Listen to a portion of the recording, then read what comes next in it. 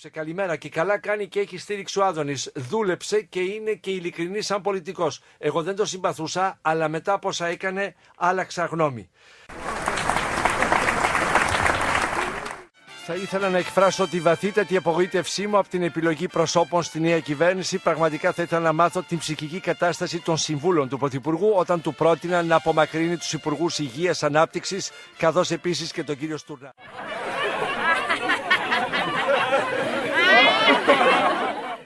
Παρόλα αυτά βρέθηκαν 2-3 κομμάντα.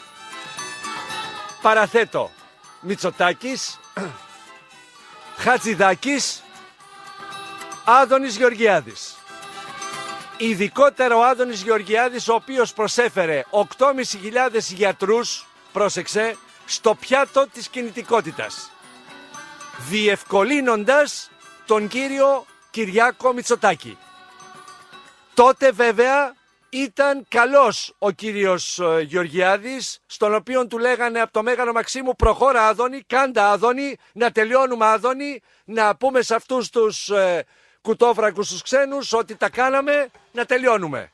Αργότερα όμως ο κύριος Γεωργιάδης έφαγε τον χαρακτηρισμό ότι υπερεύει τα εσκαμμένα ως προς την συμπεριφορά του κτλ, διότι βγήκε μνημονιακότερος του μνημονιακού και ως εκ τούτου πρέπει να τον στείλουμε, διότι χάσαμε τις ψήφους από την παραδοσιακή νεοδημοκρατική βάση των ιατρών και κυρίως φαρμακοποιών. Και τώρα εμείς που πιστέψαμε στις μεταρρυθμίσεις, Άδωνης, Χατζηδάκης, Στουρνάρας, τώρα τι θα κάνουμε? Έκανα tweet προηγουμένως και βλέπω έτσι έχει μια ανταπόκριση, καλή θα έλεγα. Την εξής πρόταση: φανταζόταν κανείς ένα χρόνο πριν, το προσθέτω, τέτοιες μέρες δηλαδή, ότι ο Άδωνης Γεωργιάδης θα εξελισσόταν σε υπουργό που θα τον μνημόνευαν εχθροί και φίλοι για την απόδοσή του? Το φανταζόταν κανείς? Όχι, παρακαλώ να σηκωθεί χέρι και να μου πει: εγώ το φαντάστηκα.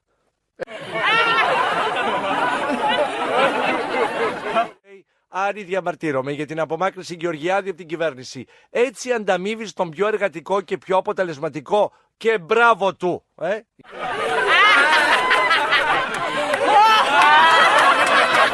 Άρη, πώς μπορείς να μιλάς για αλλαγή και καινούργια αρχή και να διώχνεις τους πιο εργατικούς, βλέπε Άδωνη, και να βάζεις τον φρέσκο τον Τζέρι? Παιδιά, είναι εξωφρενικό το γεγονός της αποπομπής του Άδωνη Γεωργιάδη. Η συμπεριφορά του Σαμαρά απέναντί του είναι αχαρακτήριστη. Βρέθηκε ένας άνθρωπος να πάει κόντρα με φαρμακοβιομηχάνους, συνδικαλισταράδες, συντεχνίες, πολιτικούς απατεώνες, λαϊκιστές, γρεκίνους του ΣΥΡΙΖΑ, κοινούς απατεώνες που τρέλαναν τον κόσμο με 200 δισεκατομμύρια που θα έδιναν για να σώσουν τη χώρα κλπ.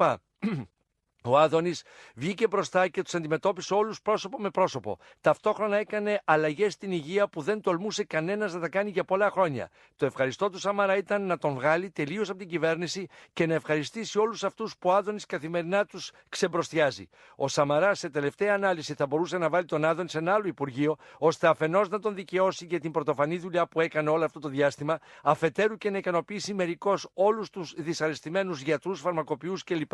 Τελικά ο Σαμαράς φάνηκε ότι είναι πολύ μικρό σε πολιτικό ανάστημα, που μπροστά στο πολιτικό κόμμα για τις μεταρρυθμίσεις, όπως πολύ μεγάλη εκτίμηση έχει για τον Άδωνη Γεωργιάδη, για το έργο που έκανε, το Γιάννη Βρούτσι που κράτησε τις θερμοπύλες στο Υπουργείο Εργασίας. Ρε, να μιλάμε 3 μέρες τώρα για τον Άδωνη Γεωργιάδη.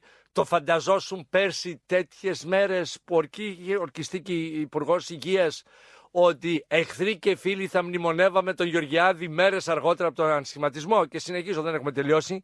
Φίλε μου Άρη, καλημέρα. Σε θεωρώ φίλο μου, διότι σε ακούω κάθε πρωί και συμφωνώ σχεδόν απόλυτα με τις απόψεις σου. Αντιπαθούσα τον Άδωνη έως ότου έγινε Υπουργός Ναυτιλίας. Από τότε το συμπάθησα και από τη στιγμή που είδα το έργο του στο Υγείας έγινε οπαδός του.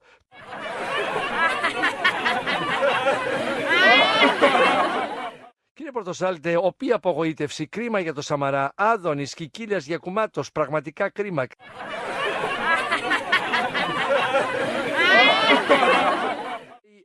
Άρα συμβολικά έπρεπε να φύγει ο κύριος Γεωργιάδης. Τότε δεν θα του πρότειναν τη θέση του κοινοβουλευτικού εκπροσώπου, όπου θα μιλούσε ακόμη περισσότερο. Άρα φεύγει όποιος τα βάζει με τους γιατρούς. Σας θυμίζω την περίπτωση επί Πασόκ του Αλέκου Παπαδόπουλου, ή μήπως κάνω λάθος, με εκτίμηση Άννα. Ο κύριος Αλέκος Παπαδόπουλος, μεταξύ αυτών που επικοινώνησαν με τον κύριο Γεωργιάδη να του πούν τι καλή δουλειά που έκανε κτλ. Μου λέει, κύριε Πορτοσάλτη, επιτρέψτε μου παρακαλώ να αντιστρέψω τα υπέρ σας για τον κύριο Γεωργιάδη. Δεν χρειάστηκε και εύχομαι να μην σας χρειαστεί να πάτε τελευταία σε νοσοκομείο. Είναι τριτοκοσμική και επικίνδυνη κατάσταση.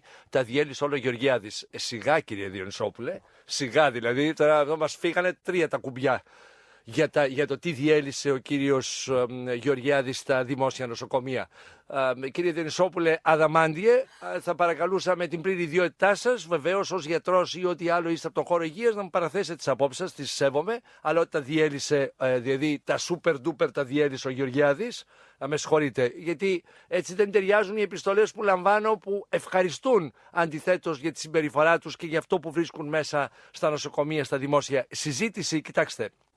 Για να την κλείσω τώρα με το, γιατί βαρέθηκα και κουράστηκα άλλο με τον κύριο Γεωργιάδη. Λοιπόν, το να προσωποποιούμε τα πράγματα ότι επί των ημερών του όλα διαλύθηκαν ή επί των ημερών του όλα πήγαν τούρμπο, είναι κατά την άποψή μου μία προσέγγιση μη σοβαρή. Εντάξει, πάμε παρακάτω τώρα, γιατί να πούμε και κάτι άλλο από τη ζωή μας. Η Παρισία μου λέει, Άρη, τα πολλά λόγια είναι φτώχεια. Εκπομπή στον Άδωνη τώρα. Δεν έχεις άδικο, εγώ θα το έκανα. Αλλά όπως ξέρεις δεν είμαι εγώ σταθμός. Λοιπόν, εκπομπή, τώρα δεν ξέρω αν θέλει να βγει τώρα ο Άδωνης, αλλά εκπομπή στον Άδωνη ναι, δεν το συζητώ. Εννοείται ραδιοφωνική εκπομπή στον Άδωνη. Λοιπόν, μη σου πω και την οπτική, αλλά ας το περιορίσουμε στο ραδιοφωνική.